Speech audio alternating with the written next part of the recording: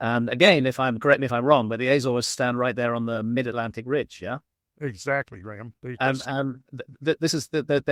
to be a catastrophic story underlying this. So please tell me all about your trip and all about the Azores. Tell us all about it and why you were there and why you feel the Azores matter. I guess I could say that they matter because after a detailed reading of multiple translations of Plato's two dialogues, the relevant dialogues, Timaeus and Critias, and having some knowledge of the geology, particularly marine geology, and the geography that Plato very explicitly describes of all the possible candidates that have been proposed for the locus of the Atlantean civilization, the one that seems to fit the details, Plato's very precise details and specific descriptions the most, in my mind, is the area of the Azores, which are 9 islands almost in the mid-Atlantic, sitting astride the mid-Atlantic ridge at what's called a triple plate junction, where you have actually 3 of the tectonic plates meeting. On the west, you have the North American plate.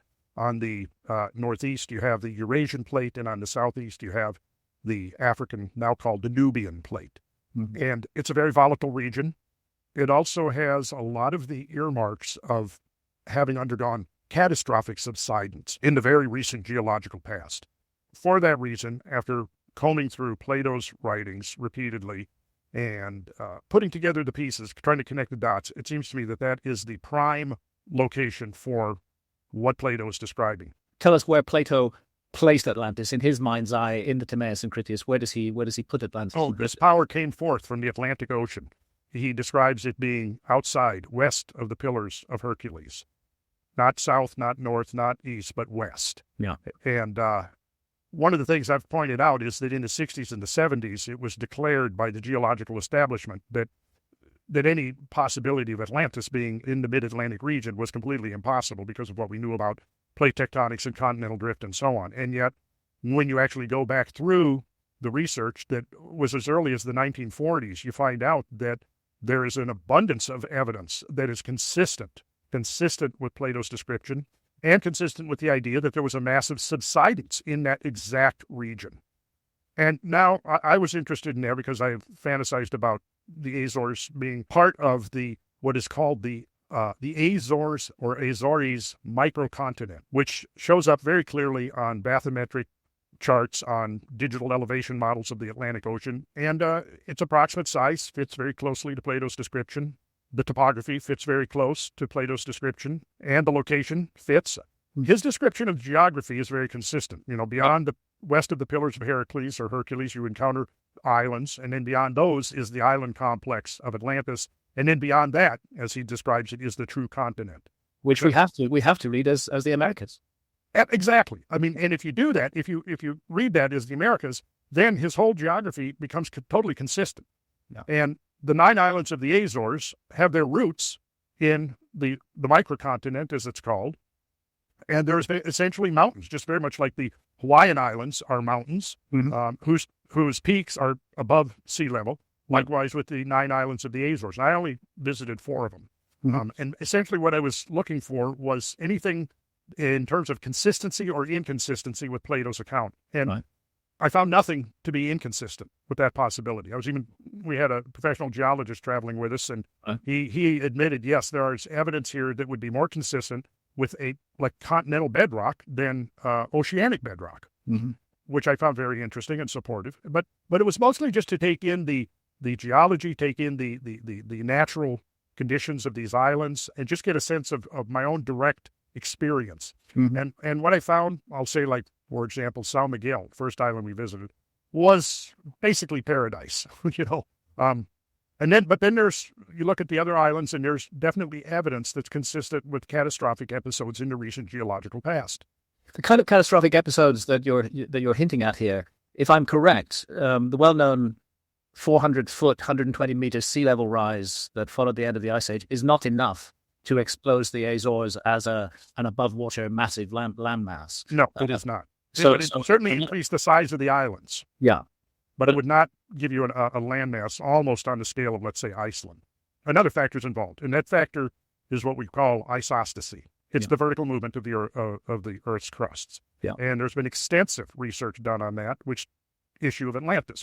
Now, I've got to admit that, there have been some pretty wild assertions that build, that sort of accreted onto Plato's very specific accounts.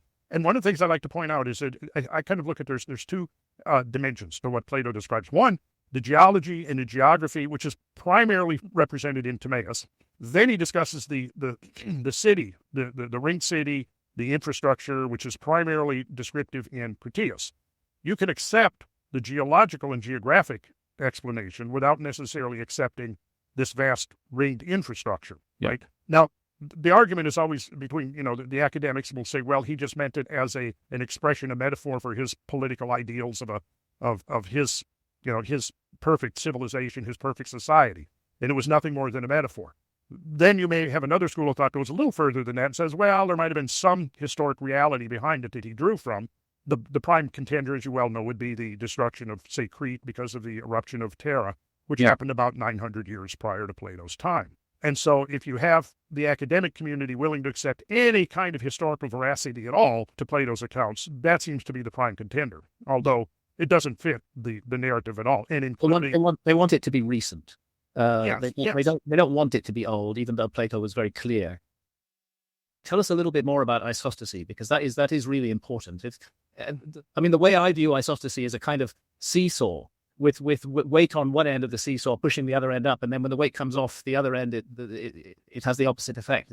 Tell us how the ego fit into that picture. Okay, so let's go back to 1948, the first traverse over the Mid-Atlantic Ridge. A research vessel, interestingly called the Atlantis. Yeah, but it was organized by Maurice Ewing, who was one of the founding fathers of marine geology and oceanography. And this is what he said, and I've got this in my presentations and in the book that I'm writing about this. I quote this: all hands were tense as the word spread through the little research vessel, Atlantis, for it meant we had reached our goal. A mile or so beneath our keels stretched the gloom-shrouded peaks, valleys, and ridges of the longest mountain system on Earth, the mysterious Mid-Atlantic Ridge, which we had come to explore. Though our ship was named Atlantis, we had no illusions of solving that age-old mystery. They traversed the ridge. They took up some cores and dredge samples, and what they found was very surprising. For example, they pulled up a core that contained sand, as you would find at a beach, yet this is over a mile below the surface of the ocean. Right. And he goes on, he describes here, the sand contains the remains of bottom-dwelling creatures living today in present oceans, but confined to much shallower and colder water. What they're getting into is they're finding this evidence over and over again of things that look like they're much deeper than they're supposed to be. Like here's some of the things we found in the second cruise, which was a year later, 1949, create new scientific puzzles. One was the discovery of prehistoric beach sand in 2 core samples of the bottom, brought up in one case from a depth of 2, and in the other nearly 3.5 miles. Wow. Far from any place where beaches exist today. Mm-hmm. So this is already, being found anomalous evidence in the 1940s. And he goes on to say, and this is quoting Maurice Ewing here, sometime in the distant past, this sand found deep beneath the ocean must have been located on a beach at or near the surface of the sea. Yeah. There you go. And he says that the conclusion that the land must have sunk 2 to 3 miles, he calls that startling. It's startling. Mm-hmm. And then we have from 54, the ocean floor. This was a study by Hans Petersen, who was a Swedish geologist, marine geologist. And this was like a follow-up expedition. And he's talking here at a depth of 4,400 meters. The core sampler brought up a core nearly 9 meters long, the uppermost parts of which consisted of fairly homogeneous, fine-grained deep sea clay. But in the lower part, several layers of sand were found, which mineralogical examination showed to be not mafic, which is oceanic basalt, but of continental origin. That is derived from a coastal shelf of some continent or large island. Most surprising of all, in the lowest stratum of this sand were found vegetable remains, twigs, nuts, and bark fragments of dicotyledonous bushes or trees, bespeaking still more emphatically a continental or island origin. Finally, in the uppermost parts of the same core, Flieger and his co-workers found a displaced fauna consisting of benthotic, which is bottom-dwelling, shallow water foram shells, which apparently had lived in depths of about 100 meters. This is 2 miles below. One is at a loss to explain how these products of a coastal shelf and submarine vegetation could have been carried to the position. The nearest part of the coast of South America is the Amazon estuary, which is situated far away, In the event that a large island harboring vegetation and with a fairly extensive shelf crowned the mid-Atlantic ridge and became submerged during a catastrophe of seismic volcanic character. So right there, this is going back now to the 1950s or 40s, 50s. They're looking at this evidence that suggests something happened, that this is much lower in the sea bottom than should. And then we have coming forward to, again, that same year, 1954, again, Maurice Ewing, and he's talking about the Atlantis cruiser and great meteor seamounts rise from a broad ridge or plateau, which extends from the mid-Atlantic ridge at 37 degrees north, 32 degrees west. The Atlantis seamount, briefly explored in 1947 and 1948, was found by echo sounding and submarine photography to have a fairly flat bedrock summit area at about 180 fathoms, covered in some cases by cobbles and in other by current rippled sand. Its slopes are covered with sand or ooze, symmetrically rippled at 400 fathoms and marked by slump features at 570 fathoms. About a ton of flat pteropod limestone cobbles was dredged from the summit area. One of the cobbles gave an apparent radiocarbon age of 12,000 years. Wow. That's fascinating. So 12,000 years, that puts us back into the Younger Dryas time frame. Yes. And let me finish the quote. Yeah. The state of lithification of the limestone suggests that it may have been lithified under subaerial conditions in the atmosphere, right? Yes. Yeah. And that the seamount may have been an island within the past 12,000 years. And this is in a mainstream source. This is mainstream source, yes. Well, going back to the 1950s when there were mainstream scientists who still had open minds. Yeah, 1954. The cruiser and great meteor seamount studied in 1952 had larger, flatter summits at 150 and 165 fathoms depths. These youthful geos may have originated as volcanoes, which were later capped by limestone, and more recently have sunk beneath the sea. Getting back to your question about isostasy. Which is how this stuff sinks beneath the sea, really. If sea level rise isn't enough, is that supposed to see the mechanism that drives it beneath the sea? And if so, can you visualize that for us? Can you envisage what that might have meant if you were on the mid-Atlantic ridge at a time of an isostatic collapse? Right. So here, I was just showing some of the empirical data consistent with subsidence. Now, this is from 1969, Tectonic Implications of Glacio-Eustatic Sea Level Fluctuations. It appeared in Earth and Planetary Science Letters by a team.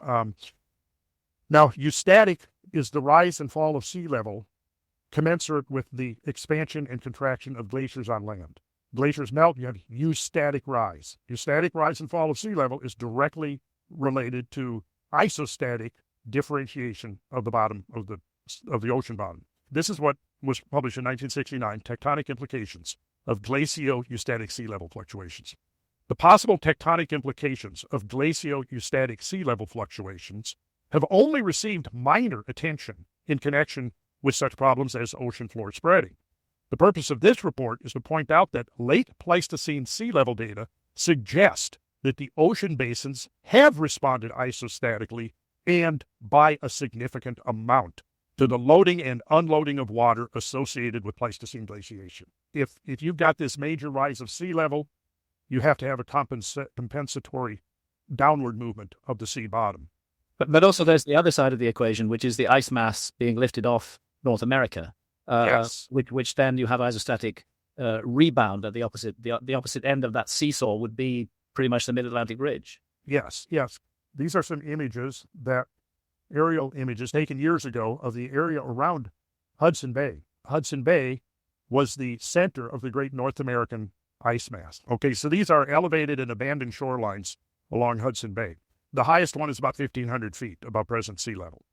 And so this is a rebound now of continental granitic bedrock. This is the core of the North American continent, and it was where the thickest part of the Laurentide ice sheet was, at about 1.5 miles thick. In this photograph, here's Hudson Bay out here, and what you'll see is that as you come forward, you're going back in time.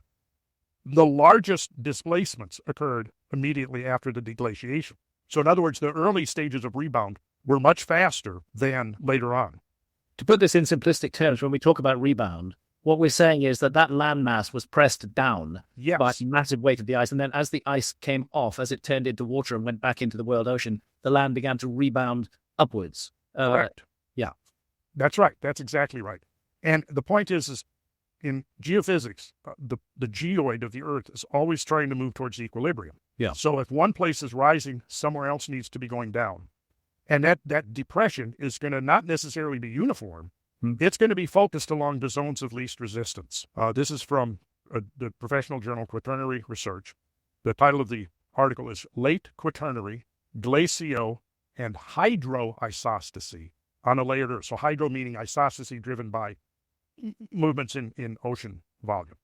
Hydro-isostasy, the concept that meltwater from Pleistocene ice caps produced loadings of ocean floors such that significant global deformation followed, recently has been examined by Walcott.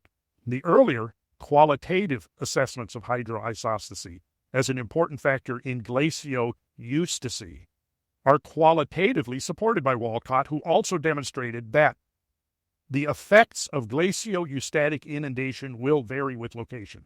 Obviously, one of those variants are going to be focused along areas of least resistance, and clearly one of those would be along a triple plate junction. In the role of simplifying this, we're to envisage a North America where the landmass is pushed down by the water bodies, and a mid-Atlantic ridge which is pushed up Yes. the end of the seesaw. And then when the reverse happens, the mid-Atlantic ridge subsides catastrophically beneath the sea. And this, coupled with sea level rise, Yes. results in the loss of a kind of Atlantis-sized landmass. That's exactly it. Yeah. You nailed it. I mean, that's it. And that's a good analogy, a seesaw type effect. And so were we to enter another ice age and 400 feet of sea level, which is hundreds of billions of trillions of tons of water, just think of a beach ball and you press it this way, it expands this way, right? Yeah. Now, one of the intriguing aspects of Plato, which of course causes a great deal of controversy, is the statement he passes down to us that the submergence of Atlantis happened 9,000 years before Solon's visit to the temple of Neith at Sais in the Delta. That's drawing from the quoted words of the Egyptian priest, which coincides 9,000 years before Solon is 9,600 BC, which coincides perfectly with meltwater pulse 1b, which Plato could not possibly have known about, and nevertheless he gives us a date. Exactly. And when you put the geophysics, bring the geophysics into it, like we've just been talking about here, clearly it is the rapid melting of the ice sheets, not only North American, but also the North European. The whole Fano-Scandian ice sheets were huge in their own right, much bigger than what now mantles Greenland. The timing suggests that the catastrophic melting of both sheets happened in a series of huge pulses of meltwater. Yeah. The final pulse of that meltwater pulse 1b, just purely coincidentally, is dated 11,600 years ago. Yeah. Like Plato told us that 2,300 years ago. Exactly. Right? And the final subsidence of Atlantis followed that rapid pulse of sea level rise. Yeah. In fact, there really were, in my view, two cataclysms, the beginning of the Younger Dryas and the end of the Younger Dryas. Yes. Cataclysmic. Yes. I even speculate there was a preliminary catastrophe associated with meltwater pulse 1a that could have happened about 14.6. Yeah. If there was a lost civilization, that earlier event would have been what alerted them, would have been what woke them up to the danger that was coming, that would have made them pay attention to all of this and to be in some state of preparedness when the real cataclysms of the Younger Dryas took place. Yes. That's pretty much the same framework that I'm looking at it. But Plato actually describes he says, there have been and will be again many destructions of mankind arising out of many causes. The greatest have been brought about by the agencies of fire and water. Yeah. And then, of course, as you well know, he goes on to describe in his vote the story of fate, that once upon a time, Phaeton, the son of Helios, having yoked the steeds in his father's chariot, was not able to drive them in the path of his father, and he burned up all that was upon the earth and was himself destroyed by a thunderbolt. Now, here's, to me, the most interesting line. Now, this has the form of a myth, but it really signifies a decline of the bodies moving around the earth and in the heavens, and a great conflagration of all things upon the earth. Science itself is confirming the veracity of the ancient traditions. He's opening the story of Atlantis by invoking the myth of Phaeton. Yeah. And then he says, well, cosmic cataclysm. Yes. Yeah. And then he's saying, well, it has the form of a myth, but here's what it really signifies. I mean, it's pretty clear cut, I think, what Plato's doing there. Yeah, I think so too. And I think that he felt at liberty to incorporate elements of myth and tradition within his own philosophy, where it was useful to do that. And in that way, his philosophy serves as a time capsule that has carried down precious memories from the deep past. That if we're willing to open our minds and consider them, can completely reframe our picture of the origins of civilization.